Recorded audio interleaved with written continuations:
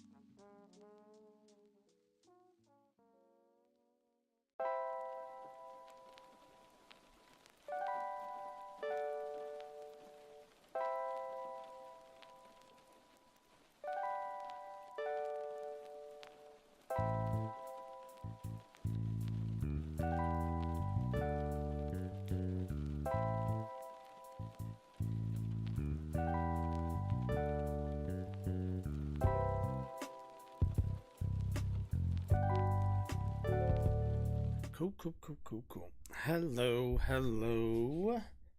Alrighty. Fantastic. How is everyone doing today? It's the afternoon. It's not 7 o'clock. And I'm streaming. I know, crazy. Let's do the intro really quickly, and then we'll explain. Good morning, good afternoon, good evening, whenever you might be watching this. My name is Josh, and welcome to my channel. On here, we talk news, politics, and current events. And yeah. So today, this week, I think I said this last week as well. This week there is not going to be a Thursday show. So we're doing this as kind of a supplementary, show to kind of make up for that. But 7 o'clock will be the normal time later today, and same with 7 o'clock tomorrow on Tuesday, and things will go back to normal next week. The main reason why Thursday isn't having a show is because John Wick is coming out at the end of the week here on Thursday night, and I am going to go see that. So that's pretty much what we're doing. Pretty much the reason why. Nothing super complicated there. Otherwise, I'm trying to think. Do I have any other? I don't really think I have too many notes for today's stream.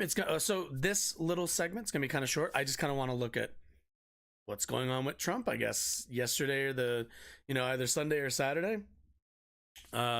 Trump put out the word that he's going to be arrested soon. I was not aware if that's how we arrest people. But I guess he got the word from some people, or they gave him a warning. If anybody's ever seen what is it, that classic Dave Chappelle a sketch of Club Fed, difference between black people and white people going to jail or getting investigated. Maybe it's one of those cases where the DA called up, was like, hey man, just to let you know, we're gonna have to be coming and picking you up, buddy. Is there like a good time? And Trump went like, oh well, maybe I'm busy Tuesday, and over the weekend I got stuff I'm doing. I got deals I'm making, I got campaign stops. Maybe Monday I could swing by. But either way, I just kind of want to see. Over the weekend, I generally try to like tune out a lot of like news to a degree as much as I can, just to take like a mental break from it all, so I can come back, kind of recharged here. But either way, glad you're here, glad you're hanging out.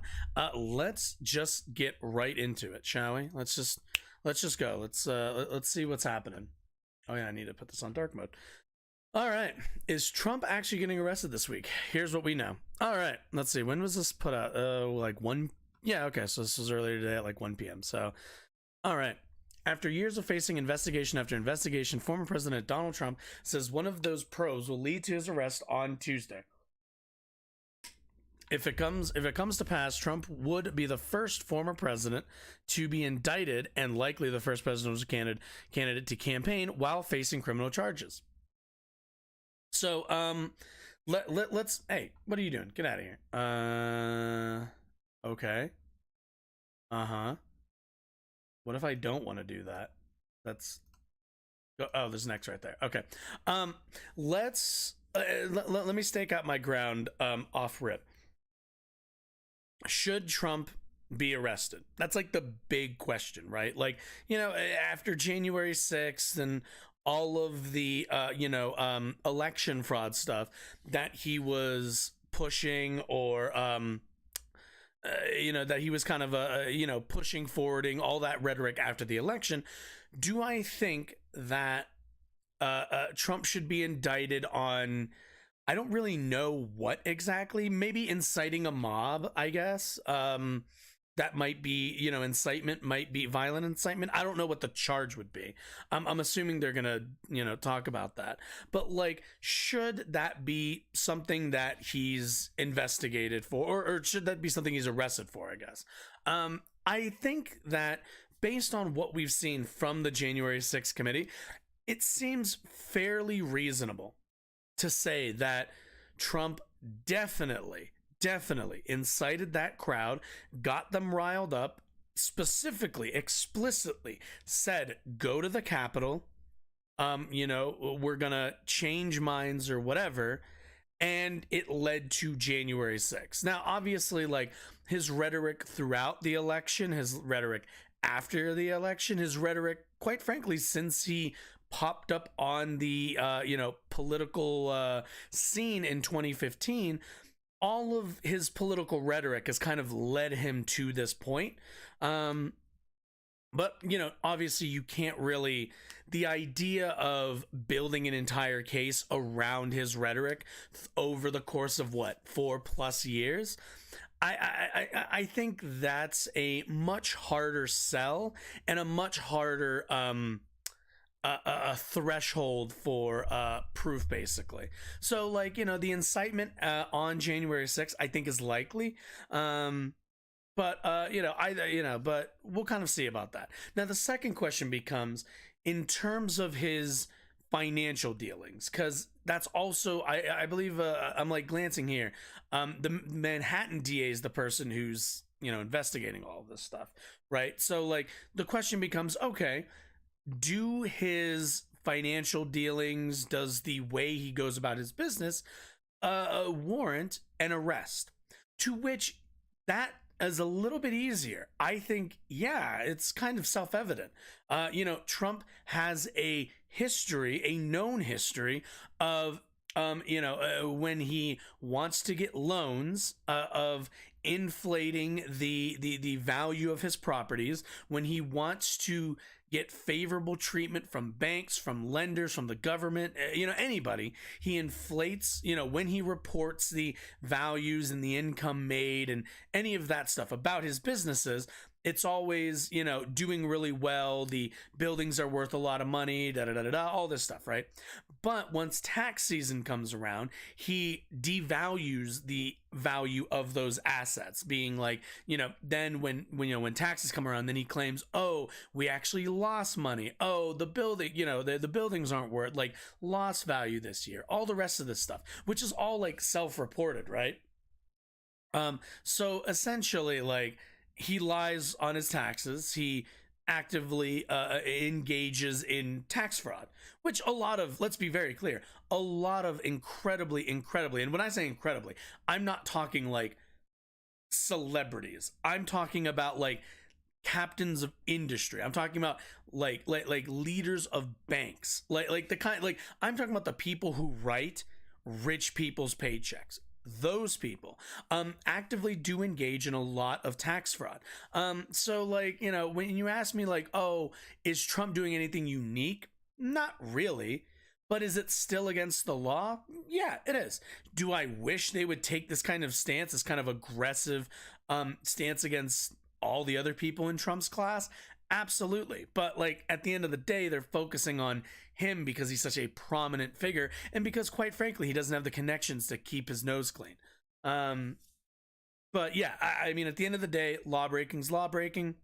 He should be arrested the same way bankers should be arrested for the fall of SVB. Like, these are all kind of like, yeah, I do think there is a, if not obsession, like a deeper interest into Trump, but that doesn't negate the fact that he still broke the law. So I just want to stick that ground out first. But a quick refresher: Trump is currently facing at least 5 investigations covering everything from his possession of classified documents to his role in the January 6th attacks on the U.S. Capitol. Oh, the classified documents thing is like, that's not, I don't even need to like talk, like, obviously he should be arrested for that. Like, that was very obvious document theft.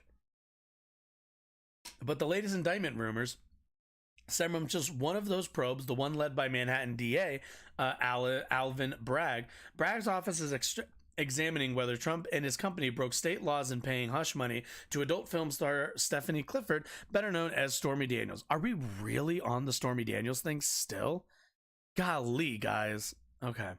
Like, I mean, he did, but, like, of all the things to go after him for.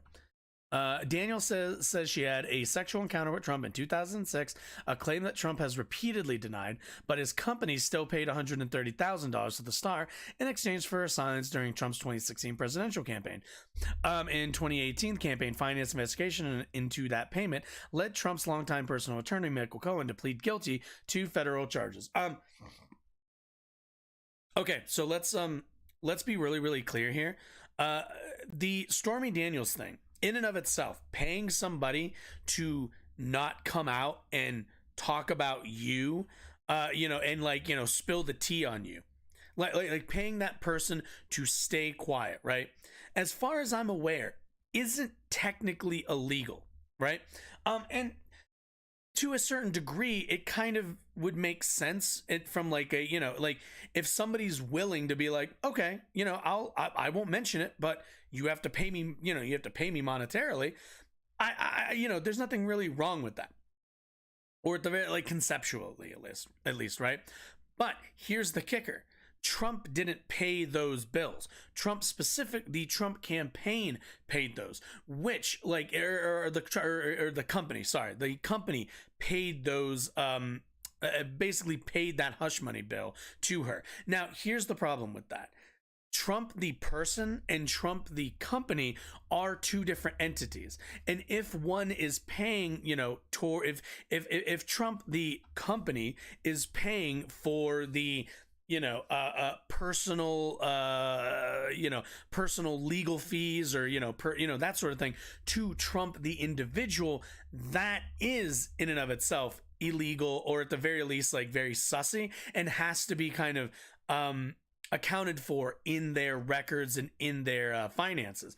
But if they ended up paying it off and then saying that it was for other things, claiming that $130,000, especially if they claim that $130,000 payment was a loss for the company, when in fact what it was Trump paying himself through his company, that's against the law. You're not allowed to do that. You're not allowed to take money that is the company's, put it and just give it to yourself to pay your own personal finances. That's not how companies work. Because if you did that, you would have, untold amount of CEOs dipping into company funds to pay for this or that, which, by the way, and let's be honest, they kind of do.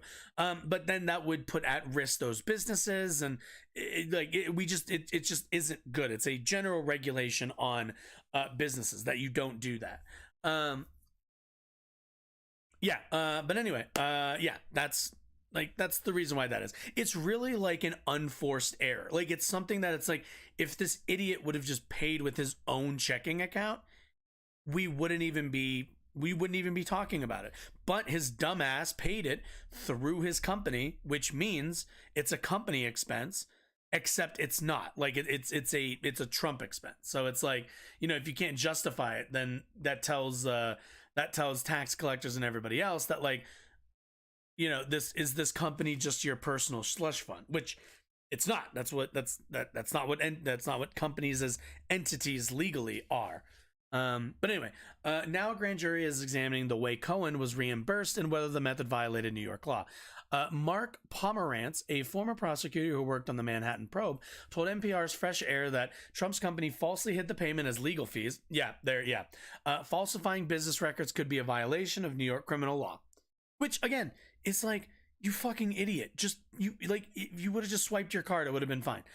Federal prosecutors have also said that it was Trump himself who directed Cohen to arrange the payments, meaning Trump could be held responsible for the false records. Trump was invited to testify before the grand jury earlier this month, which is typically the last step. Excuse me. Last step before a person faces criminal indictment. But ultimately, it's up to Bragg whether to press those charges, and legal observers say he'd have a tough case to win. Let's see. All right.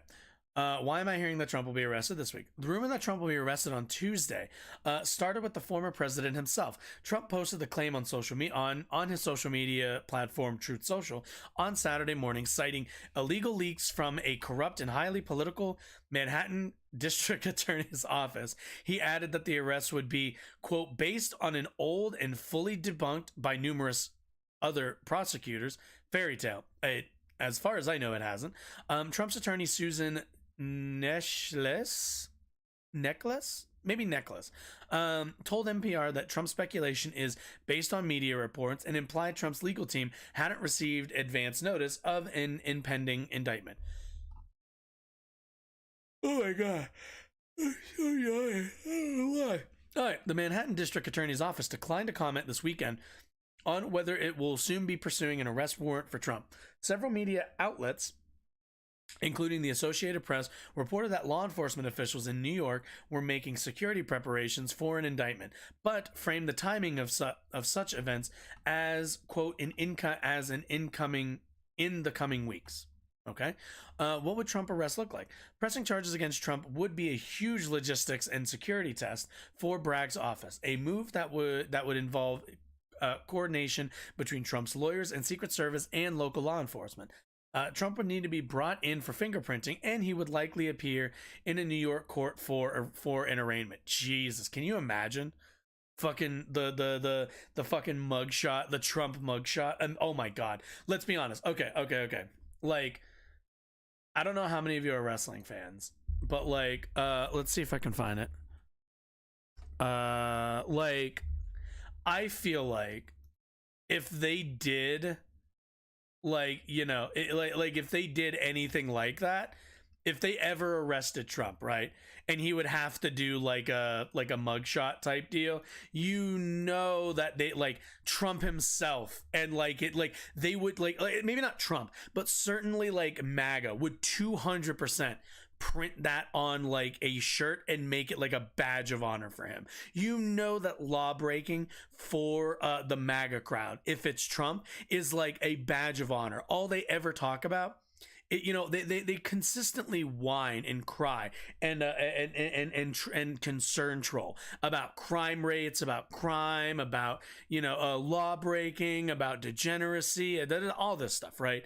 But like when it's one of their guys, it's like, yeah, boy, broke the law. Yeah, you know, breaking the law is okay because they're after him or whatever. It's so funny to me that there are people who live with the dissonance of believing that there is a rigged criminal justice system only for Trump, but not for black people. Like the idea that our criminal justice system is a bit biased through its history, through the way it was constructed against black people who used to be property and used to not have the equal amount of rights as white people. The idea that that system is rigged against that group and like it is ridiculous to them. But if you told them, oh yeah, like that same system, it's against Trump and Trump alone, they would like buy up whole cloth. They'd be like, absolutely. Like it's kind of crazy. But anyway, Trump would need it, right. All of that would be made more complicated by public attention. Since first forecasting his arrest, Trump has taken to Truth Social several more times to ask his supporters to protest. We can't just allow this anymore, he wrote on Saturday. They're killing our nation as we sit back and watch. The rhetoric struck ominous comparisons to Trump words ahead of the 2021 attack on the U.S. Capitol. Okay, so like this is the thing. Keep in mind, why is Trump doing this, right? First of all, why is he like going on Truth Social and telling everybody, hey, I'm about to be arrested? He's doing it for the same reason that he held that rally on January 6th, and why the specific like ask he was asking of his supporters were to march down to the Capitol and put pressure on certain Republicans, right? Like that was his whole thing. Because what Trump is doing is he is trying to leverage public pressure, public support, and basically the threat of of riots, the threat of public violence, of mass public violence, to get the Manhattan DA to back down. That's what this is. This is what we would colloquially call in the streets a shakedown. Like at the end of the day, the DA needs to make a decision on, were their laws broken? Can we pursue it? Can we can we prosecute it? Can we win? Those are normally the forces that a district attorney is going to be facing. It's like, do we have the evidence? Can we, can we get this done? Can we win? Right? Those are usually the only things that DAs are concerned about.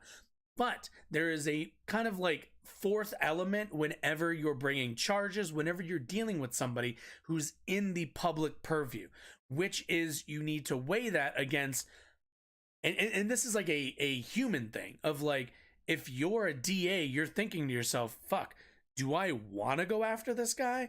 Because if I do, there is a non-zero chance that they're going to be angry, and possibly, if it's a MAGA crowd, armed people at my door. Like somebody will dox my address on 4chan, on any of these right-wing websites, and target me. So like, it's an intimidation tactic. It's a shakedown. It's Trump trying to use his popularity with the MAGA crowd to basically pressure the DA to back the fuck down. Which, I mean, like, from a like legal standpoint, is like if you cared about the legality, if you cared about, you know, the like the legal process, then you would probably be like, oh, wait a minute, this probably isn't great. Like, this isn't really like good.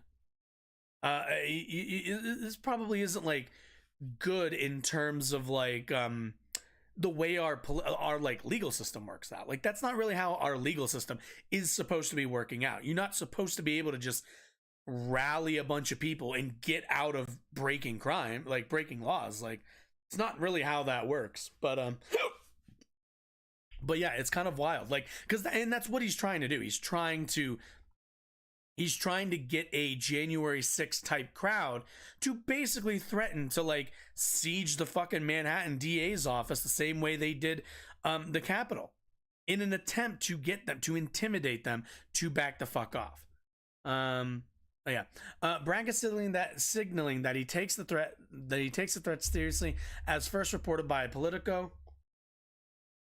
The DA sent an internal memo to staff on Sunday, assuring his colleagues that their safety was his first priority. The next morning, reporters spotted New York police placing metal barricades around the perimeter of the Manhattan Criminal Court. Yep, there it is. Let's see. So I actually found this. So it's luckily they linked this. Dear colleagues, I'm sure that you have seen the ongoing press attention and public comments surrounding an ongoing investigation by this office. Please know that your safety is our top priority. We have full confidence in our outstanding security investigators, along with our great OCA and NYPD colleagues, and will continue to coordinate with all of them. We do not tolerate attempts to intimidate our office or threaten the rule of law in New York. Our law enforcement partners will ensure that any specific or credible threats against the office will be fully investigated and that the proper safeguards are in place so all 1,600 of us have a secure work environment. The office is full of the finest public servants in the country. I am committed to maintaining a safe work environment where everyone is able to continue to serve the public with the same diligence and professionalism that make this institution so renowned. In the meantime, as with all of our investigations, we will continue to apply the law evenly and fairly and speak publicly only when appropriate. If you have questions or concerns, please contact supervisor. Okay, yeah. And keep in mind, if a normal person ever did something like this, this would not slide. Like, absolutely. If you threatened to rally like your 8-second cousins and like your extended family to protest, like, you know, to violently protest, or, you know, again, to protest, but also like, hey, you should bring your guns, you know, because your Second Amendment rights. If you did this as a normal person, they'd just clap you up immediately. They'd be like, nope. They'd scoop your ass up with no hesitation. But because Trump is a prominent figure, he's rich, he's popular, you know, he's a celebrity, he gets kids' gloves. Okay, how are Republicans reacting? Prominent Republicans have also tried to sway Trump supporters away from protesting. That's actually probably smart and good. Speaking at a GOP retreat, Jesus Christ, over the weekend, House Speaker Kevin McCarthy from California said he wanted everyone to stay calm. I don't think people should protest this. No, and I think President Trump, if you talk to him, he doesn't believe that either. Marjorie Taylor Greene, a reliable soothsayer for conservative sentiment, said on Twitter that Trump supporters don't actually need to demonstrate because they could take revenge at the 2024 ballot box. Here we go again. Here we go again. An outrageous abuse of the power by a radical DA who lets violent criminals walk as he pursues political vengeance against President Trump. Okay, let's immediately address this. So Kevin McCarthy can say, "Oh, you shouldn't be protesting," but like, they always do this, right? They always play both sides, where they'll be like, oh, I don't think people should protest, but then be like an outrageous abuse of power by a radical DA. To which the question becomes, if you're telling people to not protest and then you say it's an outrageous abuse of power by a radical district attorney, what do you think the remedy is that? If you're telling that to normal people, what are their options? What are they going to sue the DA? No, they know they can't do that.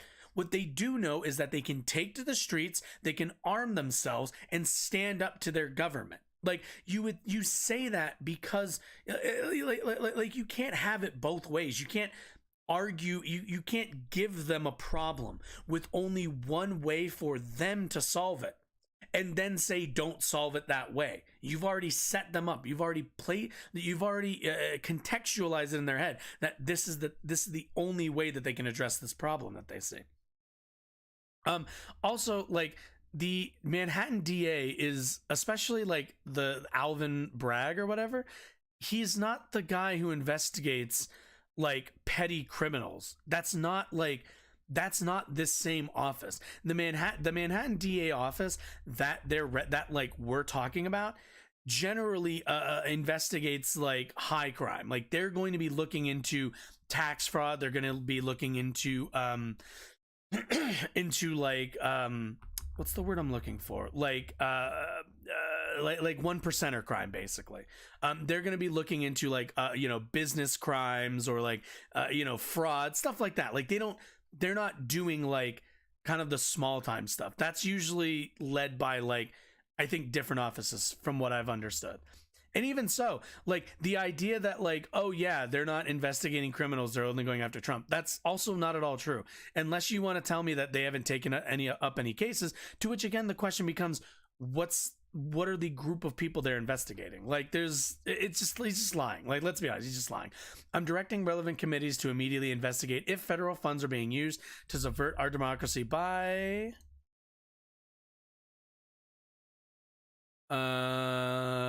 interfering in elections with politically motivated prosecutions. Well, so this is the thing. You would have to prove, first of all, the idea that arresting somebody who wants to run for president is a subversion of democracy in and of itself is like a fundamental like misunderstanding of what democracy is. Is democracy the allowance of people who break the law to get out of it by seeking public office so that they can basically shield themselves from indictment under that law? Is that democracy? Is the subversion of democracy where you enforce the laws on people that break the law and want to run for elected office? This makes no sense. Absolutely no sense. Same with like interfering in elections, politically motivated. You can say it's politically motivated all you want, but at the end of the day, any DA's office isn't interested in the political, isn't interested in the politics of it. What they're interested in is was there law breaking? Was it by this person? Can we prove it? Can we win our case? Those are the only things that any district attorney should ever be interested in. Because any other inserting politics, inserting all this stuff it takes away from the process of performing the law equally over everybody, right? But specifically like bringing like Kevin McCarthy, he wants to do this at the end of the day. Kevin McCarthy explicitly is making this political by inferring, by claiming that it's politically motivated instead of what it is, which is simply the undertaking of the law the way it always has been. That's it.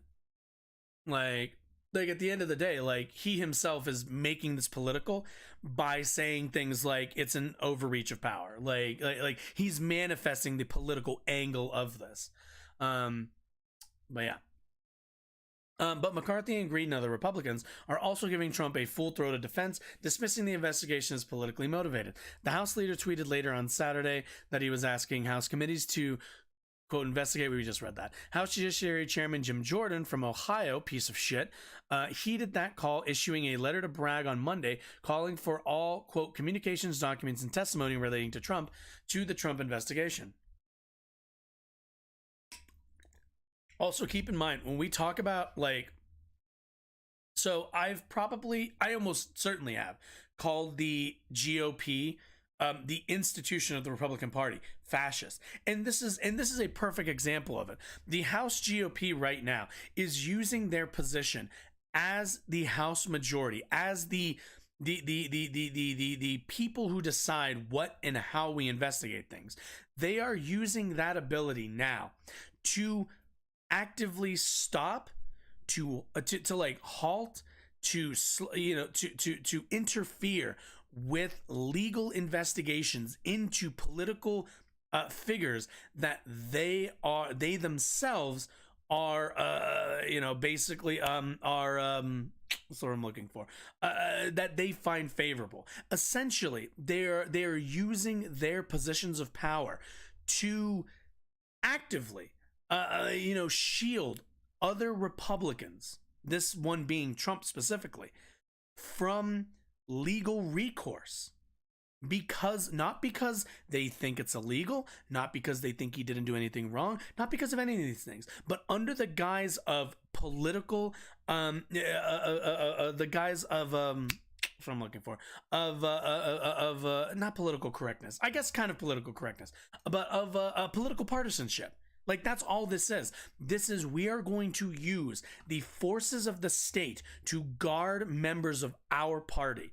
Now, you tell me, does that seem just a bit off to you? Does that seem rather self-dealing, a little bit, just a little bit? When a political party, say what you want about the Hunter Biden stuff, say what you want about any of the, investigations into Benghazi, any of this stuff. All of this stuff happened, and at the end of the day, none of it came out of it. Republicans investigated Benghazi. They've talked about they want to investigate Hunter Biden, even though we've had investigations into that. We've had people look into it. Nothing ever comes of it. So what are they doing? They're using their political offices to target their opponents and shield their allies. This is fascist 101. 101. Now, normally the levers of power are used to shield essentially the entire institution, right?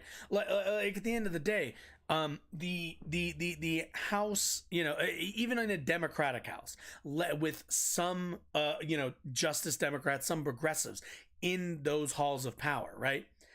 Were they doing investigations into campaign finances? Were they doing investigations to reveal the just cavalcade of senators, of House of Representative members who obviously take money from from super PACs, from special interests, and then do the conveniently advocate in favor of those companies' positions? Have they done those investigations? No. And the reason for that is partially because, quite frankly, progressives don't have power in the House right now, but also because the institution is built to protect itself. Like, Jim Jordan isn't going to investigate Nancy Pelosi and her stock dealings and her inside trading. And would you like to know why? Because Kevin McCarthy is doing the exact same thing. Almost everybody in the House and almost everybody in the Senate is participating in self-dealing. But they're all doing it in a much more self-centered and self-interested way. Like, none of them are doing this to protect some rando who's not even in office. But the Republican Party, interestingly, has begun to take that turn, which should be a cause for concern. Because if they are now not just going to, if it's now going to be, we only protect Republicans, the question becomes, how does that manifest down the road? Like, will it just be Trump, or will it be, when other members of the Republican Party end up breaking the law, doing, X or Y thing to, break the law, whether it be financial crimes, whether it be something like actually really terrible, will the party go to the defense of these people? Because if they can rile up a MAGA type crowd to protest to defend that person, has the party been captured by that group at this point? Is that group now just a tool? And so, it's just a lot of we're setting a precedent here. I think with how hard they're going for Trump as like an institution.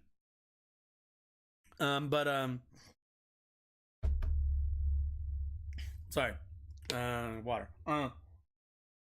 Could Trump still run for president? Republican support may prove to be a key barometer of Trump's 2024 presidential chances should the former president get arrested. Okay, so whatever they're gonna say, I'm gonna say this right now. If Trump gets arrested, that is going to supercharge his already overwhelming support in the Republican Party. No, I have no doubt about that. Trump getting arrested would be the coolest thing to happen to him and his side in since winning the 2016 election. They are going to be frothing at the mouth. All Republicans, basically. I think that holdout, like those Republican holdouts, I think will end up being rolled into the galvanizing force to vote for Trump, because they're going to want to, like, they're going to see Trump get arrested and they're going to be like, yeah, that's my guy. He stood up to them. I need to stand up for him now by voting for him. Like absolutely. I think getting arrested is the best thing for his campaign. There's nothing in U.S. law that prevents a candidate found guilty of a crime from campaigning for office. That is ridiculous. Let me be clear. The idea that you can run for office after you've been, sentenced and found guilty of a crime is actually insane, considering that there are people who aren't allowed to participate in our democratic system because they were found guilty of crimes. The idea that you could run for office, the idea that you were found guilty of a crime and now you can't vote but you can run for office, I think that makes no sense. I think you should absolutely be able to vote once you've served your time, because at the end of the day, you served your time. That was your debt to society. You've now paid it. You now have all of your rights back. Now granted, there's something to be said about certain Second Amendment rights. I do think if you went to jail for domestic abuse, for assault charge, for any of that stuff, then I don't know if you have your, I don't know if we can give you back your Second Amendment right. But certainly your right to vote and participate in our democracy, I think, is fundamental. Let's see.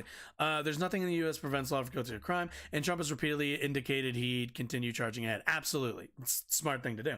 An arrest would undoubtedly complicate the physical business of campaigning, removing him from the trail at a time when other conservative candidates are considering a challenge. But narratively, Trump has already turned the frenzy over a possible indictment into fodder for his overarching message of political martyrdom, creating a clear us versus them line for his competitors to dare to cross.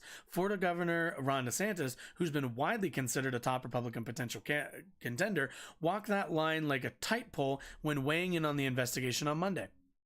I think I saw a video, didn't he? He did a video. Oh yes, here we go. Tradition to New York. So I've seen rumors swirl. I have not seen any facts yet, and so I don't know what's going to happen.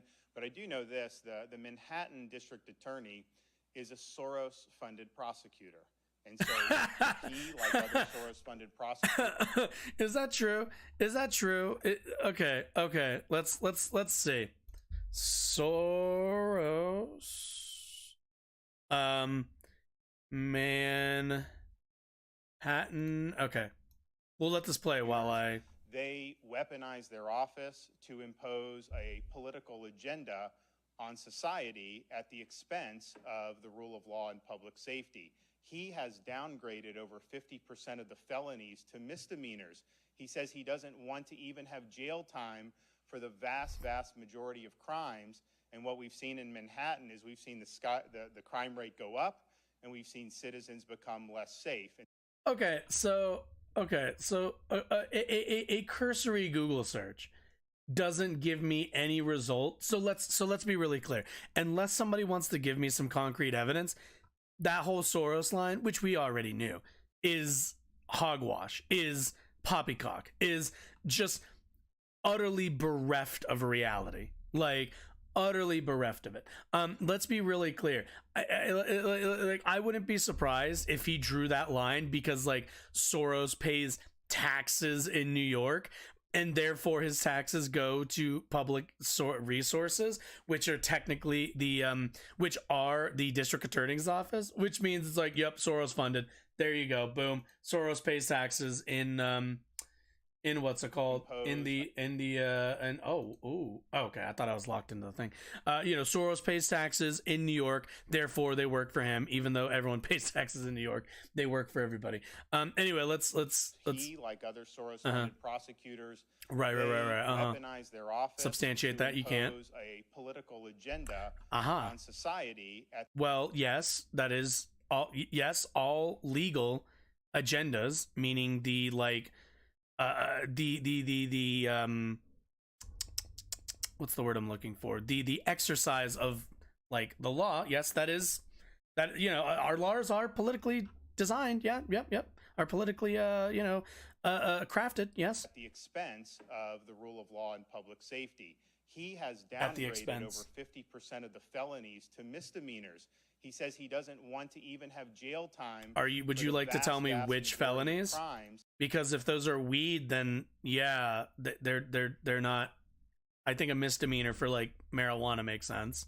And what we've seen in He's not Manhattan is ever we've gonna seen get into the specifics. crime rate go up. He's just gonna, and we've seen citizens wave become at less safe. vagaries. And so you're talking about this situation with, and look, I don't know what goes into paying hush money to a porn star to secure silence over some type of alleged affair. I can't speak to that.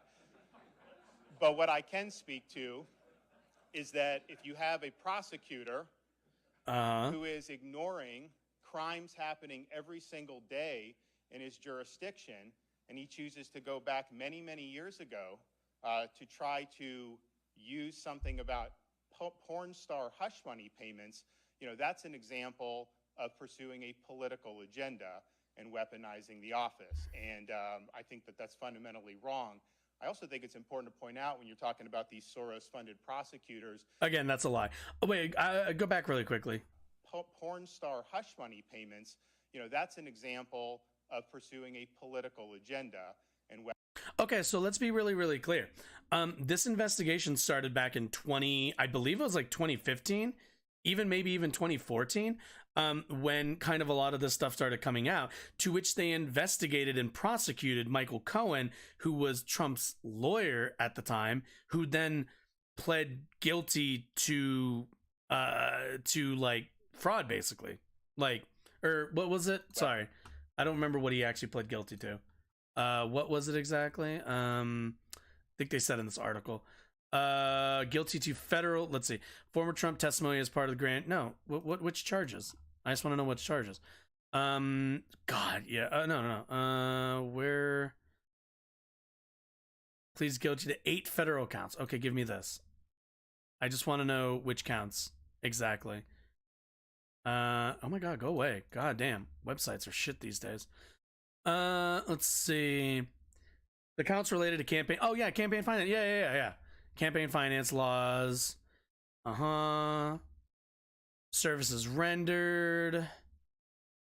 Merely reimbursed for illegal campaign contributions. Like it's really funny. A lot of this stuff is like unforced errors. Like we wouldn't know about any of this. If Homeboy would have just like paid out of his own pocket.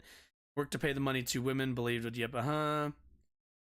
Okay. Yeah. So like and all of this came ahead. What 2018 is when he pled guilty to all this stuff. So like naturally they continued going after him, and then like they found out like, oh, in the process of him pleading guilty, they're like, oh well, like Trump told me to do all this shit. He directed me to do it. He's my boss. I'm his attorney. Like if that's what he wants, that's what he wants. Like I don't like at the end of the day, if you're telling people to do, if you're telling your employees to do that, then that's on you to a certain degree.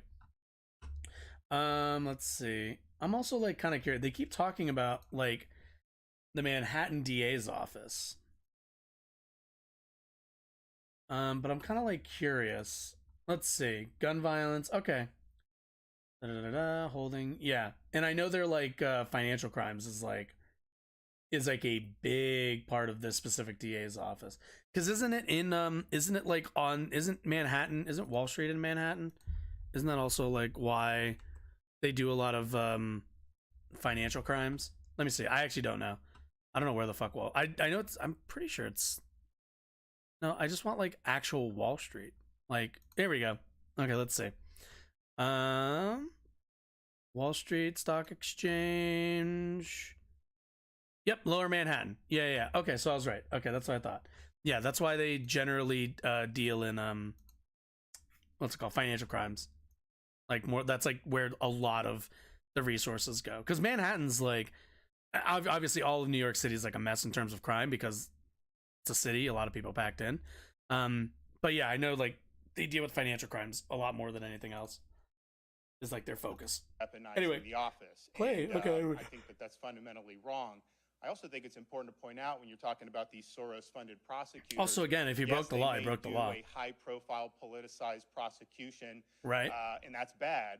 But the real victims are ordinary New Yorkers, ordinary Americans in all these different jurisdictions. They get victimized every day because of the reckless political agenda that these Soros DAs bring to their job. Dude, they say Soros like it's like I get it. You don't like Jews. I get it. Every single day, these Soros district attorneys are a menace to society, and I'm just glad that I'm the only governor in the country that's actually removed one from office during my tenure. Whoa, how much you want to bet he put in like an obvious political hack for his side though?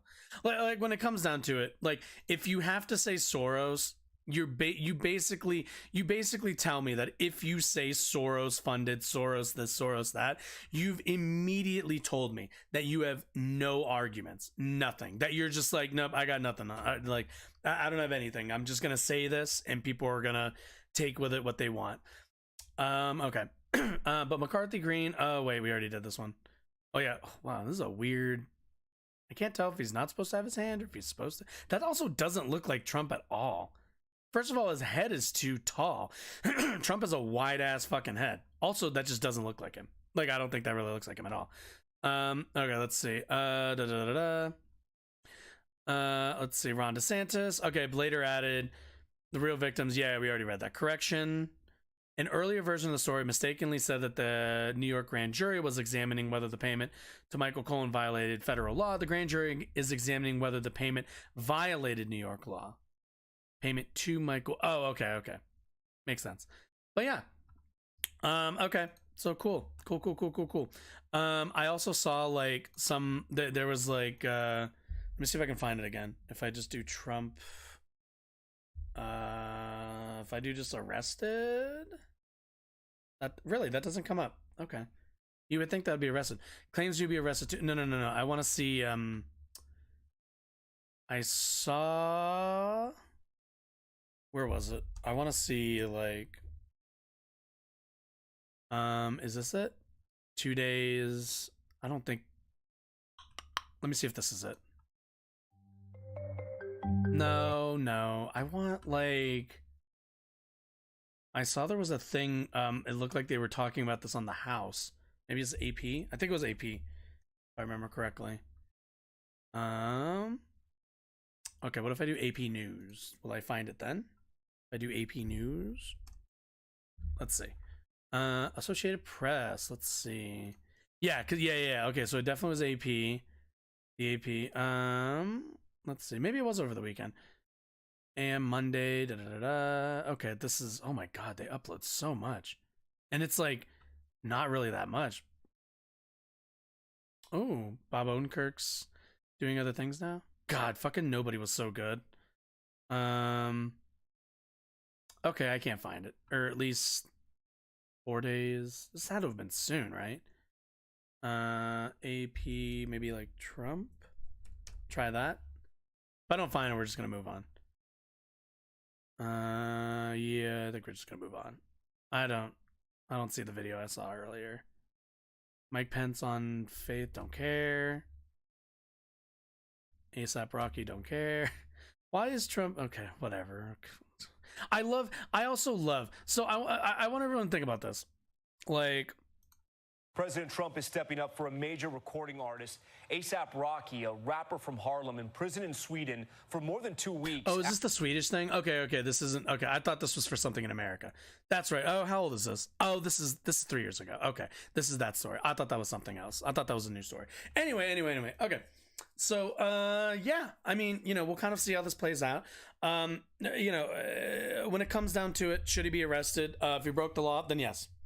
That's as simple as it gets. If he broke the law, he should be arrested. You can complain that they're only investigating him, because of politics. But then I would have to ask you, like the question always becomes, if you think that they are over investigating, or in another way you might put it, over policing Donald Trump, do you find it kind of interesting that like they keep finding things, even minor things like the Stormy Daniels stuff? And then I would point you in the direction of the general, leftist argument that the police in America over-police black people in the same way that you think they're doing to Trump. And isn't it obvious that if you over-police somebody, if you put them under a magnifying glass, that you're probably going to find them cutting corners the same way everybody cuts corners in America in terms of the law? If the cops are always on you, and and everyone jaywalks. Everyone jaywalks, right? But if the cops are constantly on you, don't you think it's obvious when you get caught for jaywalking, but then people in other neighborhoods don't? So I just want you to think about that. Like, think about how you conceptualize these systems, how you can recognize this pattern for one person, but extrapolate it out to a group seems absurd to you. But anyway. Moving on. Okay, so financial stuff happened last week. So SVB broke down like at the end of, not last week, but the week before. And since then, there's been quite a few developments. Now, I noticed that I got a lot of attention on my Tim Pool video, watching his whole explanation of the bank stuff, which I am sure there were some shortcomings in that video, mainly because, quite frankly, at that point I had watched three other long videos on the bank crisis, and my brain was a bit melted due to it. But since then, I have synthesized even more information about the SVB bank crisis, and now have a rather full understanding of what went on here. So I want to kind of check in, because obviously there's been a few developments, banks buying out some of the, if I remember correctly, they're trying to find a buyer for, thank you, Tommy Temper Show. Appreciate that. They're trying to find a buyer for SVB, basically, because as they've gone under, you need somebody to kind of take over and, buy that entity to kind of keep it, to build it back up, essentially, and kind of redistribute those assets. But, so, all that being said, it seems like Credit Suisse is doing things, but I want to check in with Tim Pool and see if, since the last time I watched him talk about the bank stuff, and since he's obviously been wrong about a lot of it, and not just me, but others I'm sure have corrected him on this, I'm kind of interested to see, has he updated his take on this? I don't think so, but we'll find out, shall we? At the end of the day, you got, some might say, Josh, are you chasing the algorithm by doing another Tim Pool video? To which I'd say, yes, that is kind of how this works. That is how this job works, unfortunately. But anyway, let's go. So we're all kind of concerned that the global banking system is going to be collapsing. We are. And I'm worried about whether or not the money in definitely my concerned. bank is safe. And then I have this story from the Evening Standard. Gender fluid. What the fuck is the Evening Standard? Okay. If I go type in Evening Standard, is it gonna be like obvious right wing, like right wing hack site? Let's see. Who reads it? No, I don't. No, that's not what I want. Who owns Evening Standard? Oh my god, guys. Whoever owns this whatever, Evgeny. Oh my goodness, what the fuck is this? Oh, really, Tim? The source. Okay, so, Evening Standard, right? Who owns it? Apparently this guy. Who is this guy? No fucking clue. But let's see. Russian British businessman owns holdings in Evening Standard. Rush, yep. Delivers his wealth from his father, Alexander, a Russian oligarch and former KGB officer. Okay. So when we wonder where a lot of this like concern over like, you know, over gender stuff, over all this banking stuff, keep in mind that like the Western banking like system breaking down would be, and this is like, you know, I think this is pretty obvious, would be wonderful for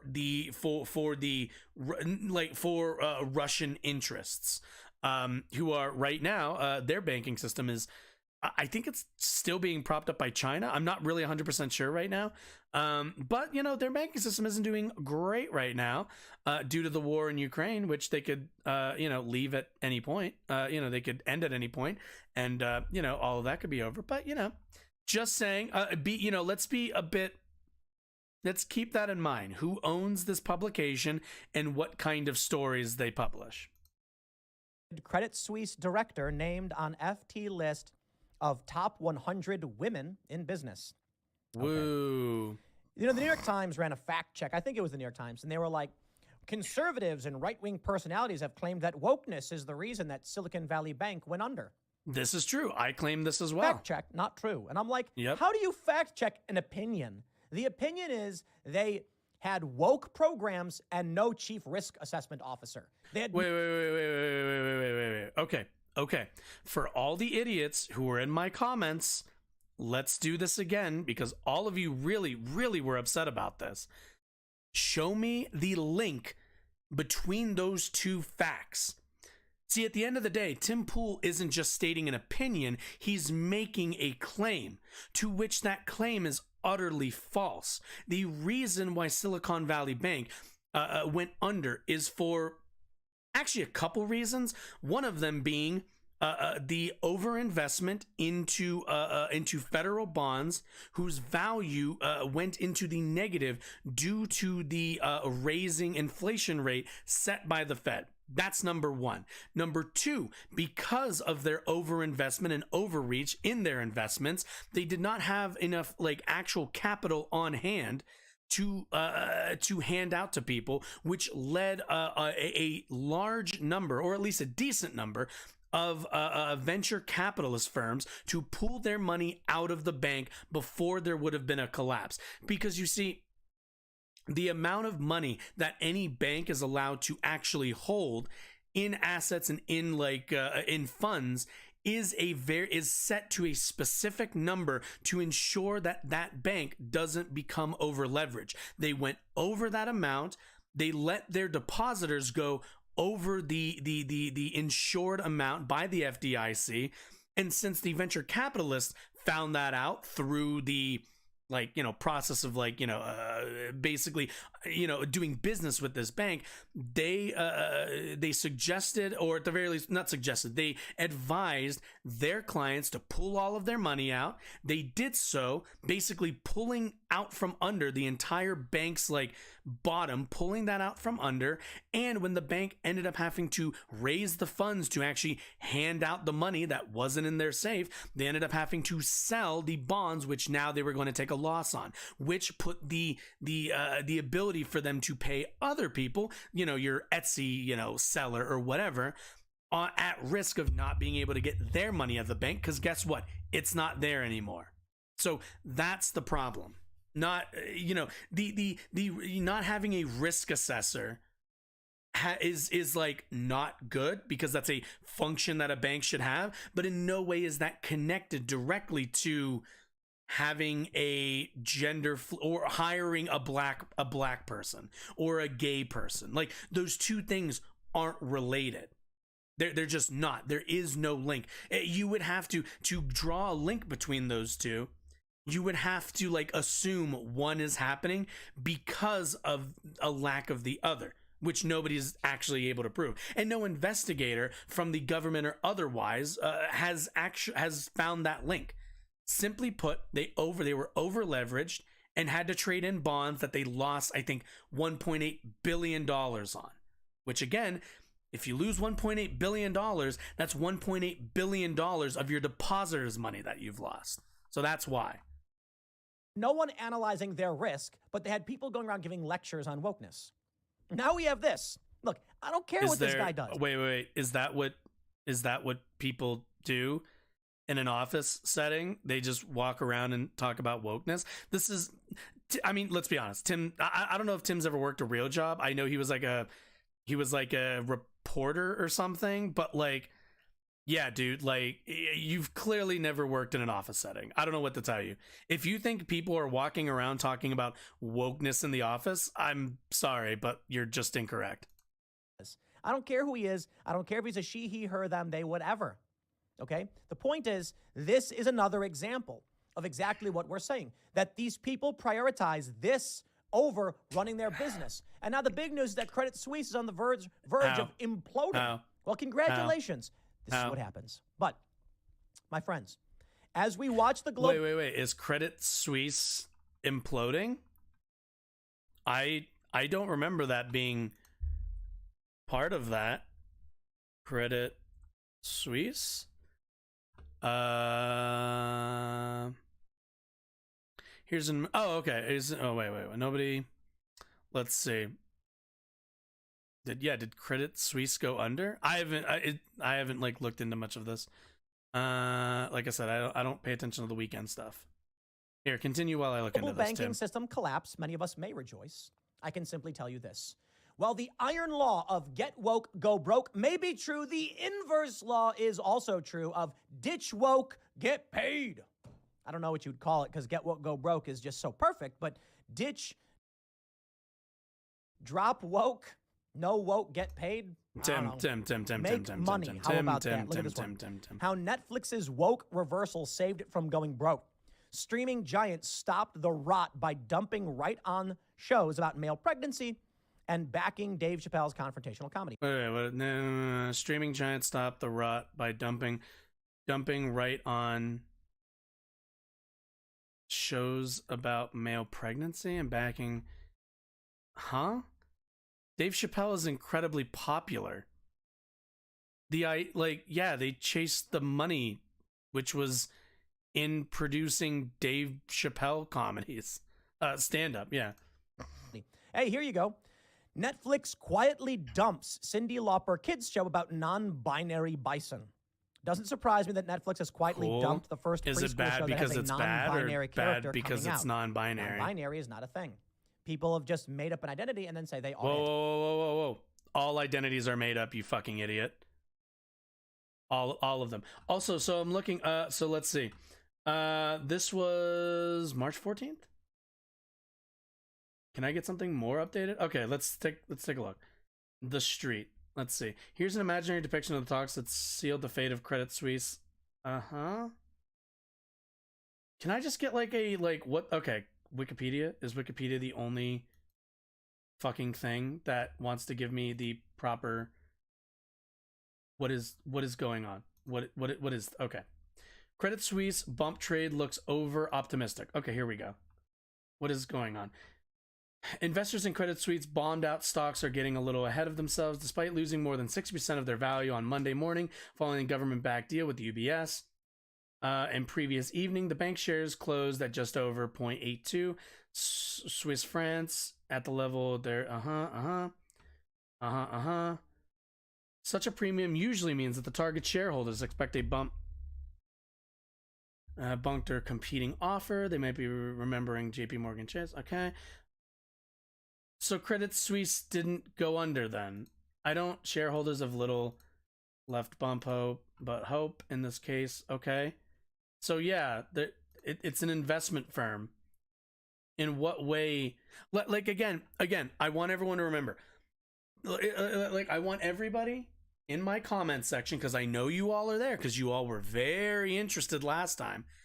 Tell me what the direct connection is, because I'm really tired of being of all of the rhetoric being, this thing happened, which I'm going to label as woke, and then this financial thing happened, which is part of running a business, running an investment firm.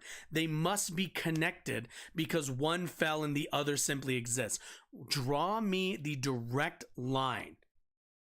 Do not give me the vagaries of, like, I think some idiot was like, institutionalized incompetence, which, I'm sorry, but that's not an answer. You can't just hand wave all decisions at the end of a failing business and draw them down to, like, the HR person was gay. That's not how that works. Draw me the direct link, the direct line, or you're a fucking idiot. That's fine. I don't care what you call yourself. Same with this. Tell me why the show is bad, right? Without, like on a fundamental level. Is the show bad because there are non-binary characters, or was the show bad and it had non-binary characters? These two things, not everything is always linked. Like I know it feels weird, but not everything is linked. You're just naming two things that happened and, like, connecting them where there is no tangible connection. It's conspiracy is what it is. But it's not a physical thing. It's a social thing only that you decided it was. And if you can decide that it is, then I can decide that it is not. And I can also decide that other things that are not are. Okay, Which has okay. quietly dumped the first Sorry. preschool show that has a non-binary character coming out. Non-binary yeah. is not a thing. Okay, so People have- let's we already did this. It is because there are people who identify as it. All identifiers are made up. According to the show's creator Chris Nee, the series was not given any promotion before its release. A two-time Kids Screen Award winner and Emmy nominee tweeted on Wednesday addressing the cancellation, claiming that Netflix quietly dumped the show due to its inclusion of a non-binary character. So here's the actual thing. This person right here is trying to lobby for their show and galvanize some kind of support for it to come back. I have no idea how good the show is, but I've also never heard of it, and I didn't hear about it until it got canceled, which tells you that most likely, yeah, they didn't promote it because they probably were just looking for content. And then it came out, and it's like, I mean, quite frankly, let's look at this really quickly. Does this look like from a aesthetic standpoint, does this look like a great show? No, it looks pretty cheap, quite frankly.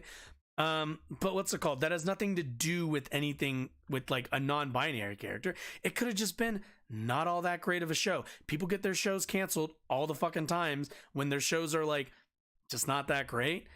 This person, getting on here and being like, oh, it's because it's a non-binary character, might have something to do with it. It also might have something to do with Netflix never invested money into it. It never did well. And then they turned around and said, no, we're not going to renew it. To which, that's just bad business by Netflix. If you're not going to promote shows that you produce, shows that you put money into, I don't know why, I don't know why you're going to put money into it if you're not going to promote it. It could be that Netflix just isn't that good at, like, show promotion. It seems like they're only ever good at it post the show gaining an audience. And a lot of networks are kind of like that. They don't really how many networks do we see promote the hell out of shows that aren't popular, that, like, come out and everyone's like, yeah, I don't know why this got so much attention, this isn't that great, but then a show gets big and suddenly it's the cornerstone of this or that network. It happens all the time. Like, you kind of just throw everything at the wall, and you're kind of making guesses on what's going to connect with audiences. There's a non-binary character coming out. Non-binary is not a thing. People have just made up an identity and then say they are it. That's fine. We already settled this. But it's not a physical thing. It's a social thing only that you decided it was. And if you can decide Wait, what do you mean identities aren't physical, you idiot? Like, that it is, then I can decide that it is not. And I can also decide that other things that are not are. So how about there's non-binary, there's trinary, there's quadnary. Cool. I can just make it up. If you can make it up, so can I, right? You do realize non-binary means non-2, which means it can be any number. So non-4 is already captured under non-binary. Again, Tim doesn't know what he's talking about, so that's why he sounds really stupid being like quad binary, tri-binary. Like, you're literally saying 3-2 and 2-4. Like, like you're literally saying 4-2 and 3-2. That doesn't make sense, you moron. But also at the end of the day, like Tim Pool can do like oh well, I don't think it's real and you think it is, therefore I can say things. It's like, that's fine. You can also say that. Honest to God, if you want, you sound stupid, but you can. You have all the right in the world. If you would like to identify as tri-binary, all the love in the world to you, brother. I think you have that right. I don't like, good luck explaining what it is, but yeah, like you have all the right in the world. Anyway, Netflix is getting rid of this stuff. According to the show's creator, Chris Nee, the series was not given any promotion before its release. Nee, a two-time Kids Screen Award winner and Emmy nominee, tweeted on Wednesday addressing the cancellation, claiming that Netflix quietly dumped the show due to its inclusion of a non-binary character. That is to say... Wait. Okay, wait a second. I noticed that quietly dumped was quoted, but but that part wasn't. Let's see. I'm kind of curious now. This person? Tweets are protected. God damn it. Why do they do this? Why do people do this? Can I see this person's Twitter account, please? Okay, maybe this? No. God damn it. Why do people do this? Why do you even use Twitter if you're not gonna... if you're not going to, actually... God damn it. This is annoying. Now I don't know what this person actually said. Now, yeah, I find it interesting that the inclusion of a non-binary character part wasn't in quotes, but the quietly dumped was. Because Netflix quietly dumps shows all the time. But these individuals are explicitly stating... But I can't see the tweets, so... Netflix was like, yo, this stuff is going to cost us a lot of money. Get rid of it. Animation One Twitter is user kind of criticized the show's expensive. portrayal of a non-binary character, writing, "What a message to send to young girls in particular." Others praised the show for its representation of non-binary people. Oh, Nee, it can also be a not great show. Like it can have good representation, but if it's not really an engaging show. Anything, okay, then we have this from timcast.com. Wait, that's it? That's all we're gonna do? Like somebody on Twitter was like, "Darn, I kind of like that show." Like, yeah, that happens all the time. Disney's ultra woke Willow series canceled after one season. Disney Plus has canceled its ultra woke Willow, based on the iconic 1988 film of the same name. The live-action spinoff featured a transgender actor and heavily focused on a gay romance between two main characters.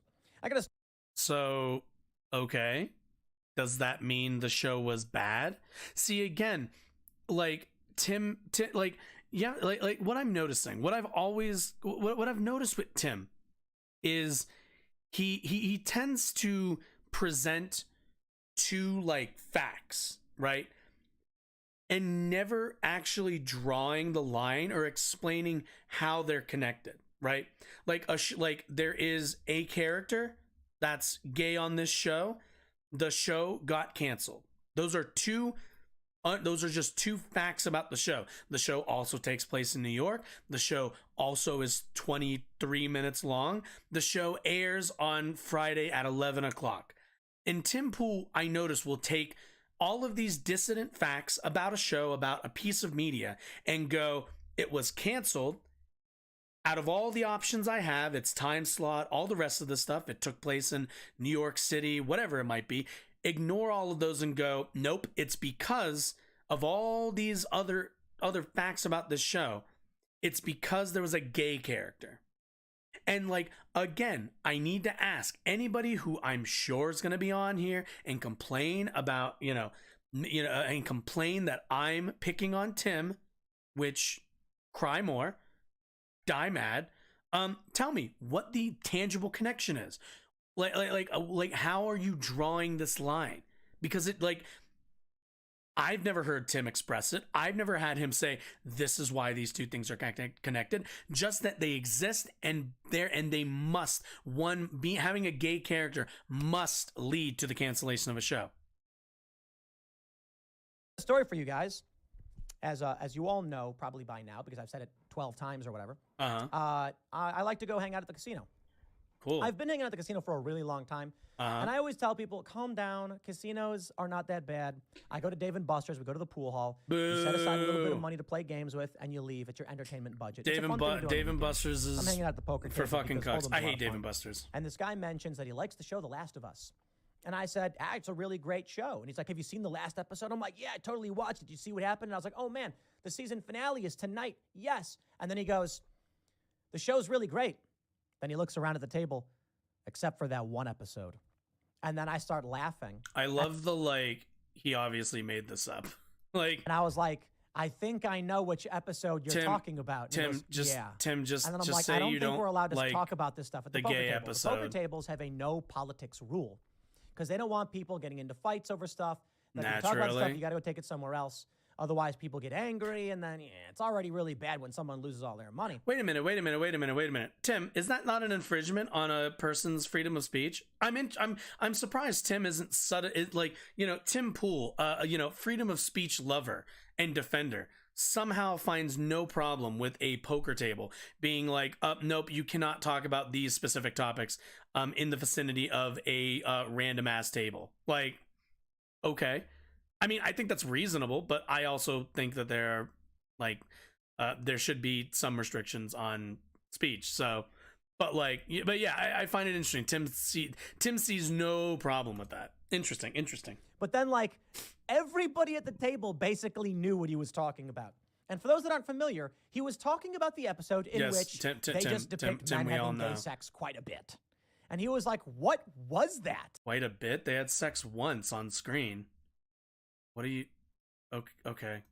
Like, why did they do... Also, by the way, I didn't hear this much complaining whenever we would cut to, like, the brothels in Game of Thrones. Like, I can't remember the last time an HBO audience seemed to be bothered by sex, which at the end of the day, let's be honest here, most normal people, specifically people who are like HBO drama watchers, had absolutely no problem with the Bill and Frank, like, sex scene. They had absolutely no problem with it. You know, HBO is kind of known for having, like, nudity and you know, getting away with stuff that you can't do on cable. That's kind of why people initially subscribe for it. You know, you can watch R-rated, you know, television. But, like, yeah, like, it's like you're describing a feature, not a bug, my friend. People don't have HBO watchers don't have a problem with sex and nudity. That's just you, my guy.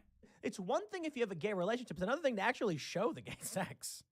And so, like, Why we show? someone that made a joke and they were like, I just watched "Dude Terminator should've last just kicked night. him out of There's the house heterosexual before he sex in the started playing movie. the piano." It wasn't weird. So the story, like, for those that haven't seen it, it's been a few weeks now.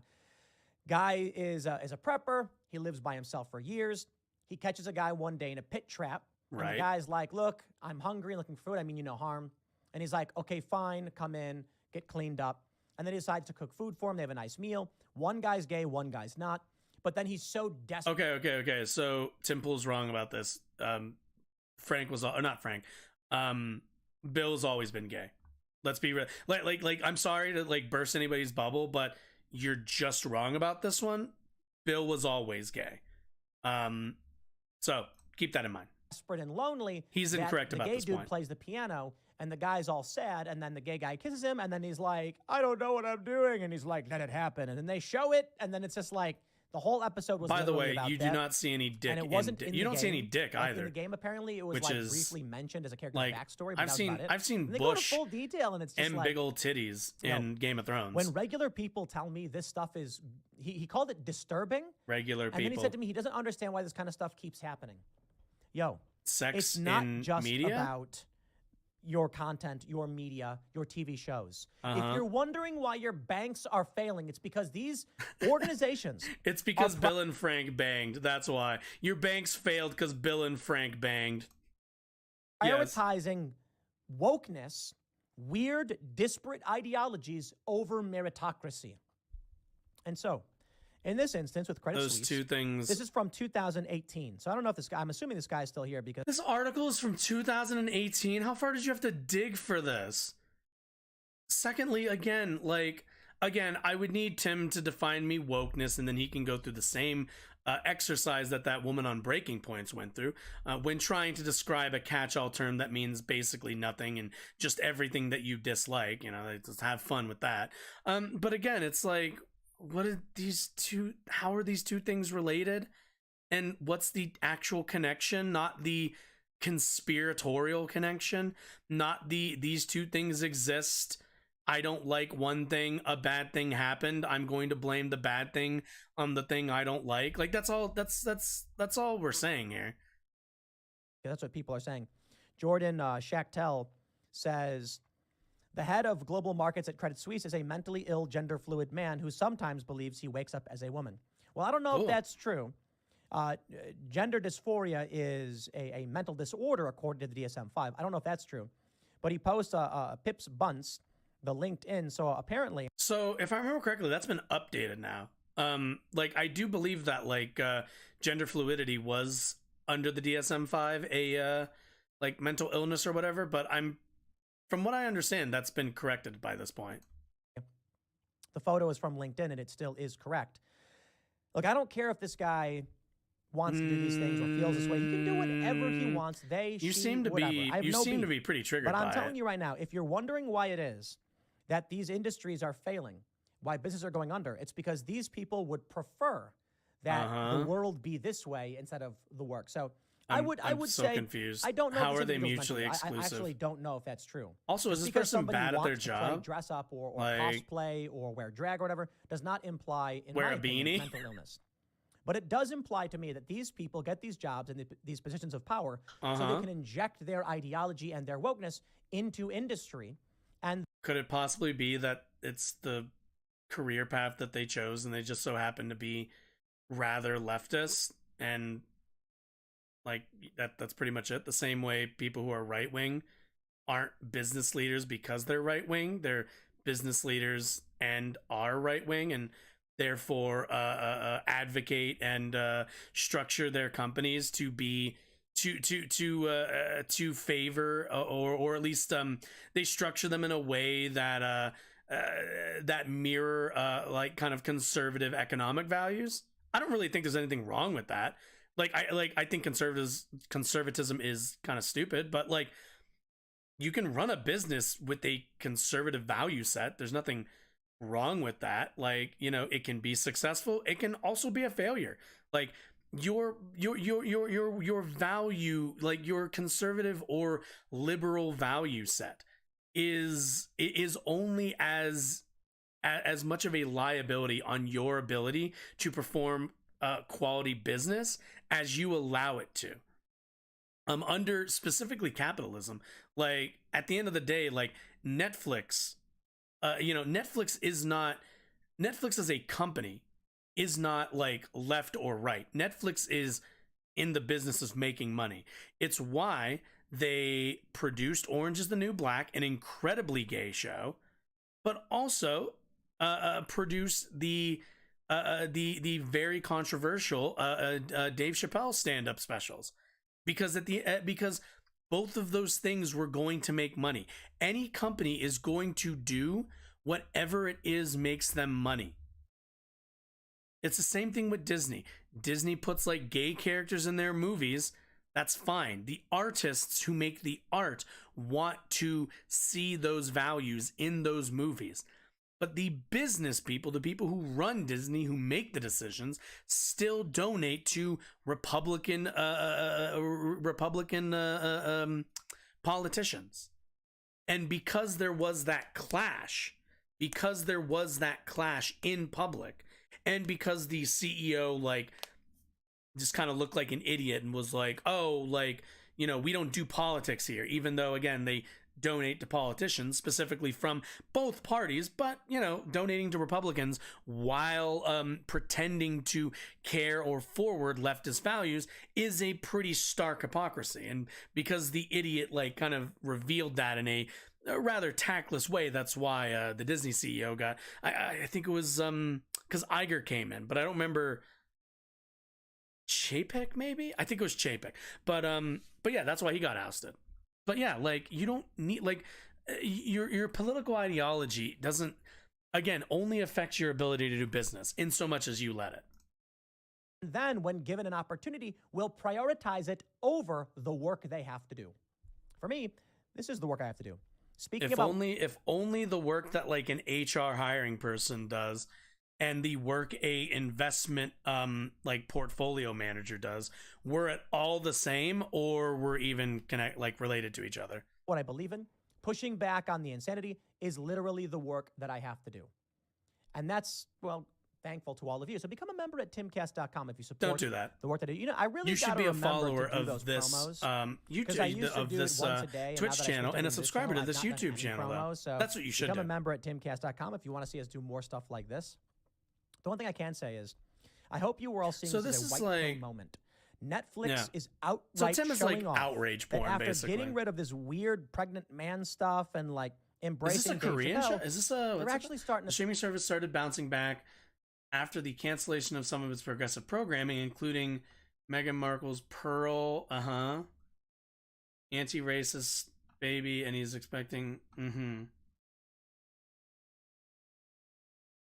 This seems okay. Netflix added about 7.6 million subscribers in the fourth quarter of 2022, which was higher than forecasted and is now about 230. Wait, what? Oh, 2001. Okay. Wait, but what's the wait. 20 in quarter of 2022. Yeah, they haven't moved since what? 2021? They've been pretty stagnant? Okay. to make money. And you know what? I say we reward them for it. Now, hold on there a minute. I do want to point this out. The pregnant man thing wasn't trans, woke, or anything like that. It was literally just a movie about a guy who one day all of a sudden gets pregnant, and they're like, how does this happen? How is it Wait, possible? so it's a It's not woke. It's like the movie Junior. You ever see Junior with Arnold? And then, like, I they have not. impregnate him for some reason? It's a joke. It's a joke. They do this stuff. But Seems like a there was a lot comedy. of stuff they're getting rid of. Yeah, like, wait. So if it's not trans, then if it's not woke, then why are you using it as an example of like the company pushing back against wokeness? Like, okay. Netflix canceling the non-binary Bull show. They're outright saying, can that garbage? Nobody wants to watch it. And you know what really bums me out? Is it that nobody? Okay, Tim. This is what I want you to investigate, since you're an investigatory, since you're a investigatory journalist. I need you to tell me: is it that nobody wants to watch it because it's bad, or because nobody knows it exists? I want to hear that I want that explanation, because one of those is true. Quite frankly, both of them can kind of be true. It can be a bad show and nobody can know that it exists. But the fact that people knowing that it exists is rather relevant as to the answer of if people wanted to watch it.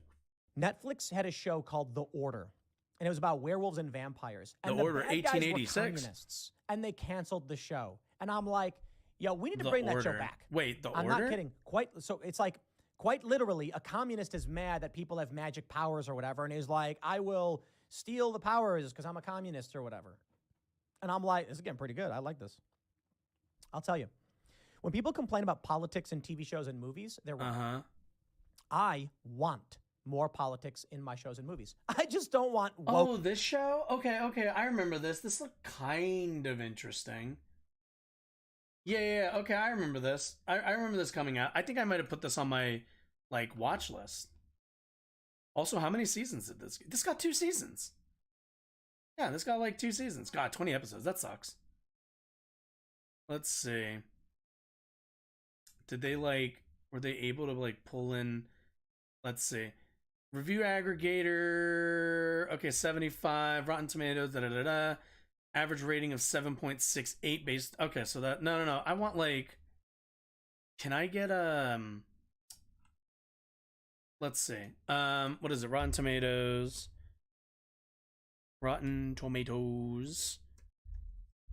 What was the general take for this show? The Order. Okay, let's see. Rotten Tomatoes. Cool. 71. Okay. Yeah, average. Fuck, go away. Is this both seasons? I'm gonna assume this is both seasons. So got a 70. That's not awful. It's not great, but it's not awful either. Yeah. Let's see. Why? What? Fuck. Why was The Order canceled? Here we go. Netflix hasn't offered a definitive reason for canceling the order, nor does the streaming service release viewership. Yeah, general public, however, the evidence suggests that Netflix didn't see the value in extending horror series beyond. So the problem, so we'll probably never know the actual reason. Tim's just speculating, based on his political leanings. But like, if you ask me, like, why this didn't do well, I think a much simpler explanation is that Netflix already kind of has a lot of horror themed like teen shows. Like, keep in mind, they already have like Stranger Things, which is huge, Wednesday, which did really well.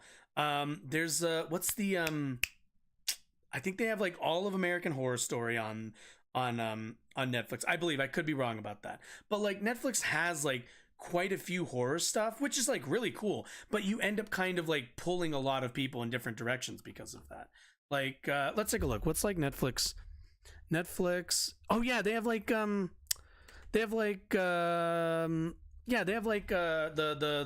fuck, what am I thinking? The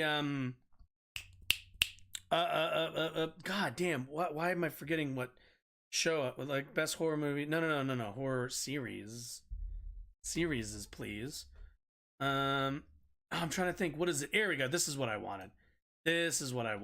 Yeah, we had like, yeah, they have like Haunting. They have the Haunting of Hill House. There's like the spin-off. There's that other one that combines Haunting of Hill House and like some other show. This looks like, I think this is Kingdom, which is a South Korean show, which I've heard is really good. Let's see. Can I get like the thing of all the stuff they're producing? Because they have a lot of fucking horror stuff. Like a shockingly large amount for a what if I do Netflix horror shows? Can I I don't think they produce Bates Motel, unless they do now, but I don't think they do.